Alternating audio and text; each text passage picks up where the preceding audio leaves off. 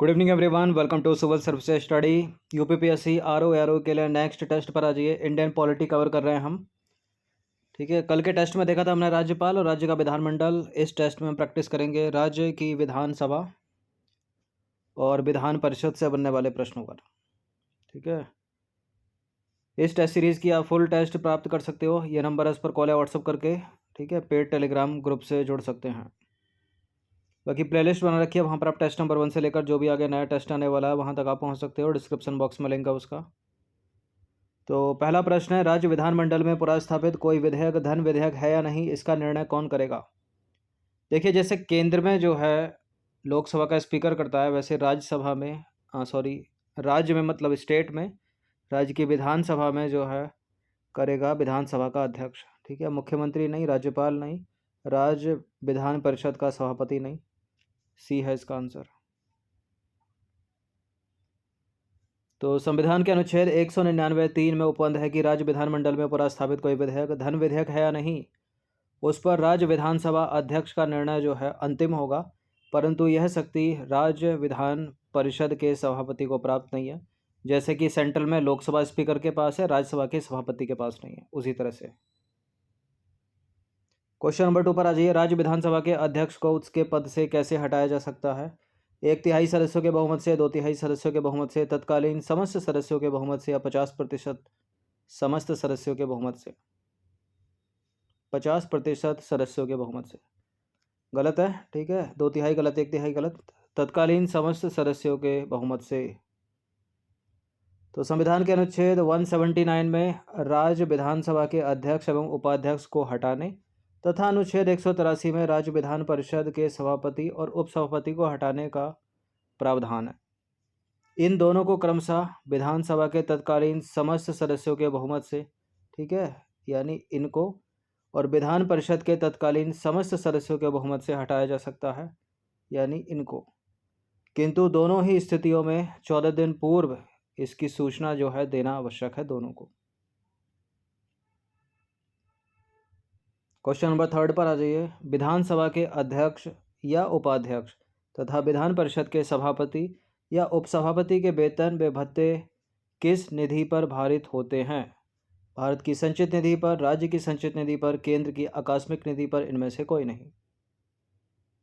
देखिए, स्टेट के हैं तो बिल्कुल राज्य की संचित निधि पर भारित होंगे। ठीक है, बी है इसका आंसर। तो संविधान के अनुच्छेद 186 के तहत विधानसभा के अध्यक्ष एवं उपाध्यक्ष एवं विधान परिषद के सभापति या उपसभापति के वेतन भत्ते संविधान की दूसरी अनुसूची के तहत राज्य की संचित निधि पर भारित होंगे और राज्य विधानमंडल में इस पर मतदान नहीं होगा, यह भी याद रखिएगा। क्वेश्चन नंबर 4 है, राज्य विधानसभा के संदर्भ में निम्नलिखित में से कौन सा कथन सही है। 4 हैं यहाँ पर, 4 में से केवल एक ही सही है।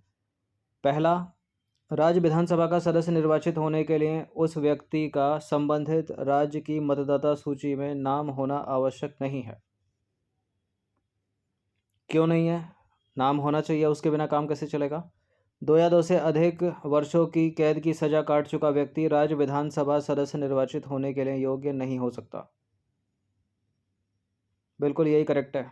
ठीक है, बाकी दोनों के दोनों गलत होंगे, यानी सी भी गलत होगा, डी भी गलत होगा। सी क्या है, किसी राज्य विधानसभा का कोई सदस्य अयोग्यता से ग्रस्त है या नहीं, इस संबंध में राज्यपाल का निर्णय अंतिम होगा, किंतु निर्णय करने से पहले राज्यपाल राज्य निर्वाचन आयोग से राय लेगा और उसकी राय के अनुसार काम करेगा। यहाँ सब कुछ ठीक है, लेकिन ये गलत है। राज्य नहीं बल्कि भारत के निर्वाचन आयोग से राय लेगा और उसकी राय के अनुसार काम करेगा, तो इसलिए सी गलत है। डी भी गलत है, क्योंकि संविधान की 10वीं अनुसूची के तहत राज्य विधानसभा का कोई सदस्य अयोग्य है या नहीं, इसका निर्णय राज्य विधानसभा अध्यक्ष करेगा और उसका निर्णय अंतिम होगा। देखिए, राज्य विधानसभा अध्यक्ष तो करेगा, राज्य की विधानसभा का कोई सदस्य अयोग्य है नहीं। अगर राज्य इसमें विधान परिषद होगी तो विधानसभा का सभापति करेगा। ठीक है, लेकिन उसका निर्णय अंतिम नहीं होगा, इसको चुनौती दी जा सकती है राज्य के हाईकोर्ट में।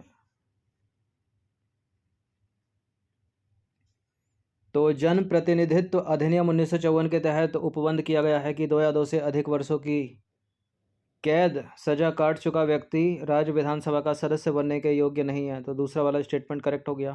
ठीक है, या व्यक्ति को अस्पृश्यता के लिए, दहेज प्रथा के लिए, सती प्रथा जैसे अपराधों में लिप्त पाया गया है तो वह राज्य विधानसभा का सदस्य नहीं बन सकता।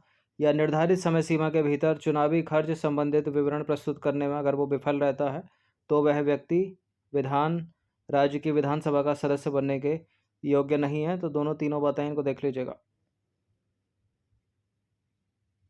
अब जन प्रतिनिधित्व अधिनियम 1951 में उपबंध है कि विधानसभा सदस्य बनने के लिए संबंधित राज्य की मतदाता सूची में नाम होना आवश्यक है, बिना उसके काम नहीं चलेगा। संविधान के अनुच्छेद 192 में उपबंध है कि राज्य विधानमंडल के किसी सदन का कोई सदस्य अयोग्य है या नहीं, तो इसका निर्णय जो है राज्यपाल करेगा और राज्यपाल का निर्णय जो है अंतिम होगा। किंतु निर्णय लेने से पूर्व राज्यपाल जो है भारत के निर्वाचन आयोग से राय लेगा। भारत के निर्वाचन आयोग से राय लेगा, ना कि राज्य के निर्वाचन आयोग से। इसने गलत था वो स्टेटमेंट, और उसी की राय के अनुसार काम करेगा।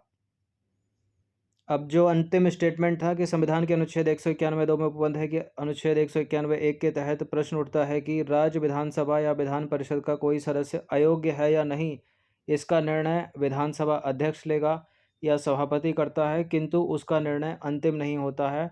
उसके निर्णय की न्यायिक समीक्षा की जा सकती है। ठीक है, ये कब से हुआ? 1992 से हुआ। एक बाद हुआ कि हो तो हो लोहन बाद मामला, उसके बाद से। क्वेश्चन नंबर 5 पर आ जाइए। राज्य की विधानसभा के सदस्य निम्नलिखित में से किसके निर्वाचन में भाग नहीं लेते? भारत के राष्ट्रपति के निर्वाचन में, उपराष्ट्रपति के निर्वाचन में, राज्यसभा के सदस्यों के निर्वाचन में, राज्य विधान परिषद के सदस्यों के निर्वाचन में। राज्य विधान परिषद हर स्टेट में तो होती नहीं है, जिस स्टेट में होती है तो विधानसभा के सदस्य बिल्कुल भाग लेते हैं उसमें। ठीक है, और राज्यसभा के सदस्यों के निर्वाचन में भाग लेते हैं। भारत के राष्ट्रपति के निर्वाचन में भाग लेते हैं, उपराष्ट्रपति के निर्वाचन में भाग नहीं लेते राज्यों की विधानसभाओं के सदस्य। तो बी वाला स्टेटमेंट जो है वो गलत हो जाता है। भारत के उपराष्ट्रपति के निर्वाचन में राज्य की विधानसभा के सदस्य भाग नहीं लेते। इसके निर्वाचन में केवल संसद के दोनों सदनों के सभी सदस्य भाग लेते हैं। भारत के राष्ट्रपति के निर्वाचन में संसद के दोनों सदनों के निर्वाचित सदस्य, राज्य विधानसभा के निर्वाचित सदस्य और जिस केंद्र शासित प्रदेश में विधानसभा है उसके निर्वाचित सदस्य भाग लेते हैं, जैसे कि दिल्ली और पौंडीचेरी। राज्यसभा के सदस्यों का निर्वाचन राज्य की विधानसभा के सदस्यों द्वारा होता है। और क्या है, जहाँ पर विधान परिषद है जिन राज्यों में, तो राज्य विधान परिषद वाले राज्यों में विधान परिषद के 1/3 सदस्य विधानसभा के सदस्यों द्वारा निर्वाचित होते हैं। इसलिए डी वाला स्टेटमेंट भी सही है। अब आ जाइए क्वेश्चन नंबर 6 पर। राष्ट्रीय आपातकाल के समय संसद यानी भारत की पार्लियामेंट राज्य विधानसभा का कार्यकाल एक बार में 1 वर्ष के लिए बढ़ा सकती है, किंतु अधिकतम कितनी अवधि के लिए बढ़ा सकती है? किसी दशा में नहीं बढ़ा सकती, मतलब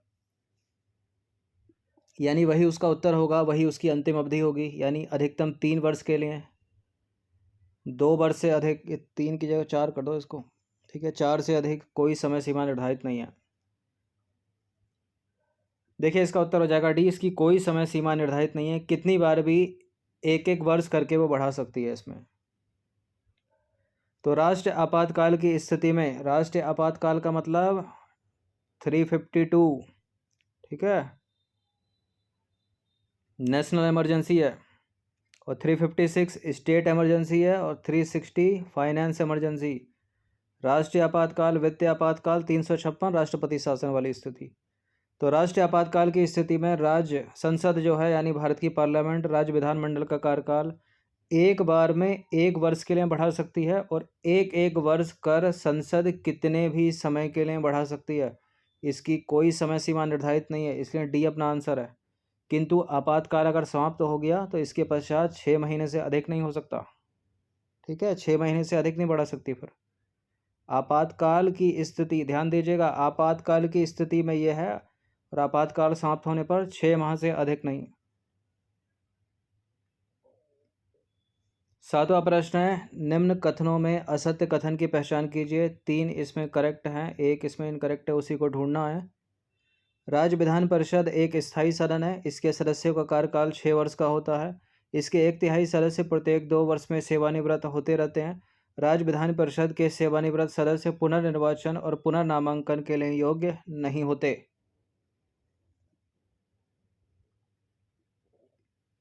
देखिए पहला करेक्ट है, दूसरा करेक्ट है, तीसरा करेक्ट है। ये कुछ वैसा ही है जैसे कि सेंट्रल में राज्यसभा के बारे में है।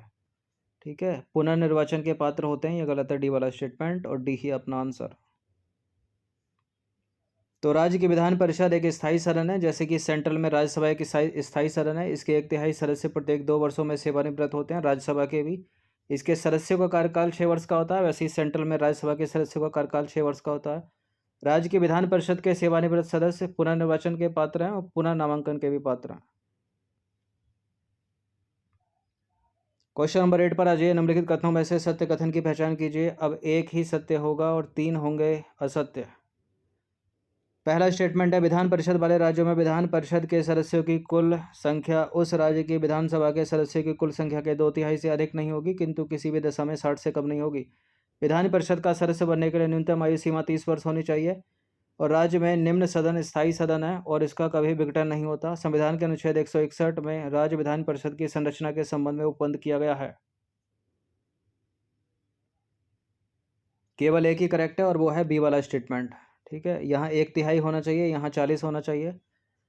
राज्यसभा में निम्न सदन नहीं बल्कि उच्च सदन जो होता है ना, उच्च सदन, उसका कभी विघटन नहीं होता। निम्न सदन का मतलब क्या हो गया, विधानसभा। उच्च सदन विधान परिषद, ये अनुच्छेद यहाँ पर गलत है, 161 नहीं होगा यहाँ पर, यहाँ होगा 171। ठीक है, संविधान के अनुच्छेद 171 में राज्य विधान परिषद की संरचना के संबंध में उपबंध किया गया है, और विधान परिषद वाले राज्यों में विधान परिषद के सदस्यों की कुल संख्या उस राज्य की विधानसभा के सदस्यों की कुल संख्या के 1/3 से कम नहीं होगी, ना कि 2/3, और किंतु किसी भी दशा में 40 से कम नहीं होगी, ना कि 60। संविधान के अनुच्छेद 173 में प्रावधान है कि विधान परिषद का सदस्य बनने के लिए न्यूनतम आयु सीमा 30 वर्ष होनी चाहिए, तो बी वाला स्टेटमेंट सही हो गया। और संविधान के अनुच्छेद 172 में प्रावधान है कि राज्य की विधान परिषद यानी जो उच्च सदन होता है वो एक स्थायी सदन होता है, इसका कभी विघटन नहीं होता। इसके 1/3 सदस्य प्रत्येक 2 वर्षों में सेवानिवृत्त होते रहते हैं, और इसके सदस्यों का कार्यकाल कितना, 6 वर्ष का। इसका नहीं, इसके सदस्यों का कार्यकाल 6 वर्ष का है, याद रखिएगा इस चीज को। क्वेश्चन नंबर 9 पर आ जाइए। निम्नलिखित में से कौन सा कथन जो है वो सही है। भारत के संविधान में भाग 5 में राज्य सरकार के संबंध में उपबंध है, और कोई भी व्यक्ति एक से अधिक बार राज्यपाल नहीं बन सकता। स्वतंत्र भारत की पहली महिला राज्यपाल सुचेता कृपलानी थी, और हर साल 13 फरवरी को भारत में महिला दिवस मनाया जाता है। देखिए, भारत के संविधान के भाग 5 नहीं भाग 6 में राज्य सरकार के संबंध में उपबंध किया गया है, और कोई भी व्यक्ति एक से अधिक राज्य का राज्यपाल बन सकता है। दूसरा वाला भी गलत है, अपने को करेक्ट ढूंढना है। स्वतंत्र भारत की पहली महिला राज्यपाल सुचेता कृपलानी नहीं बल्कि सरोजिनी नायडू थी। हर साल 13 फरवरी को भारत में महिला दिवस मनाया जाता है, डी सही है। तो भारत में हर साल 13 फरवरी को मनाया जाता है महिला दिवस, भारत की प्रथम राज्यपाल सुचेता कृपलानी की स्मृति में। और भारत के संविधान के भाग 6 में राज्य सरकार के संबंध में उपबंध किया गया है, कोई भी व्यक्ति एक बार में भारत के किसी राज्य का राज्यपाल बन सकता है। ठीक है, कोई भी व्यक्ति एक से अधिक बार भारत के राज्य का राज्यपाल बन सकता है। स्वतंत्र भारत की पहली महिला राज्यपाल या भारत की प्रथम महिला राज्यपाल कौन थी, सरोजिनी नायडू, ना कि सुचेता कृपलानी। 10वां प्रश्न है, राज्य के विधानमंडल के संदर्भ में 2 स्टेटमेंट हैं, यहाँ पर बताने के इनमें से कौन सा करेक्ट होगा। पहला स्टेटमेंट है, राज्यपाल जो है राज्य के विधानमंडल का अभिन्न अंग नहीं होता, जबकि राष्ट्रपति संसद का अभिन्न अंग होता है। राज्य की विधान परिषद का सृजन या उत्साधन करने की शक्ति राज्य की विधानसभा में निहित होती है। देखिए, राज्यपाल जो है राज्य के विधानमंडल का अभिन्न अंग होता है। ठीक है, जैसे राष्ट्रपति जो है संसद का अभिन्न अंग होता है। केंद्र में लोकसभा, राज्यसभा और राष्ट्रपति, और राज्यों में विधानसभा, राज्यपाल, और जिन राज्यों में है विधान परिषद तो विधान परिषद। ठीक है, ना तो दोनों रहते हैं, या फिर 3 होंगे तो तीनों रहेंगे, यहाँ तो तीनों रहती हैं। तो दोनों के दोनों स्टेटमेंट ये गलत हो जाते हैं। दूसरा इसलिए गलत हो जाता है क्योंकि राज्य की विधान परिषद का सृजन या उत्साधन करने की शक्ति इंडिया की पार्लियामेंट के पास है, भारत की संसद के पास है, न कि राज्य की विधानसभा के पास। तो पूछा क्या है, सही पूछा है, सही इसमें कोई है नहीं, तो डी है इसका आंसर। उपरोक्त दोनों के दोनों गलत हैं। तो राज्य का विधानमंडल विधानसभा विधान परिषद वाले राज्य की दशा में विधान परिषद और राज्यपाल से मिलकर बनता है, जैसे भारत की संसद लोकसभा, राज्यसभा और राष्ट्रपति से मिलकर बनती है। अतः राज्यपाल विधानमंडल का अभिन्न अंग है, तो पहला स्टेटमेंट गलत है। दूसरा वाला भी गलत है, क्योंकि जिस राज्य में विधान परिषद नहीं है उस राज्य में उसका सृजन, और जिस राज्य में विधान परिषद है उस राज्य में उसका उत्साधन करने की शक्ति इंडिया की पार्लियामेंट के पास है, ना कि राज्य की विधानसभा के पास। क्लियर? तो 10 प्रश्न थे ये, ठीक है। इनकी प्रैक्टिस 1 से 2 बार कर लीजिएगा। इन सभी टेस्ट का PDF प्राप्त कर सकते हो, डिस्क्रिप्शन बॉक्स में नंबर है, उस पर कॉल या व्हाट्सअप करके PDF मिलेगा आपको पेड टेलीग्राम ग्रुप में। हर दिन प्रैक्टिस करते रहें। धन्यवाद।